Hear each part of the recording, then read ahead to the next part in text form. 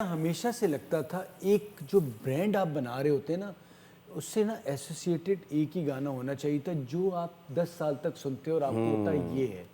जो सीटी बजेगी ना वो एक एक्स्ट्रा ऑर्डिनरी सॉन्ग बन गया था, ठीक है।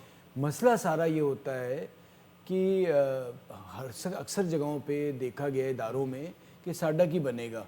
अच्छा, उसमें होता ये कि हम हर साल ना कुछ नया करते हैं कि जब नई रोड दोबारा खोदते हैं, दोबारा बनाते हैं तो सब अच्छा लगता है। तो हमारा एक तो हमारी कॉस्ट भी बच रही होती है, लेकिन उस कॉस्ट में होता है कि किसी का कोई फायदा नहीं हो रहा होता। लेकिन आई वाज ऑनेस्टली स्पीकिंग बहुत अरसे से अली जफर ने गाना नहीं बनाया था एंड आई वाज थिंकिंग कि यार अली जफर बनाएगा आफ्टर सीटी बजेगी। मुझे था यार अली जफर बनाएंगे ना तो कुछ अलग कर देंगे। चार लोगों को ऐड भी करना होता है, ये भी गुड।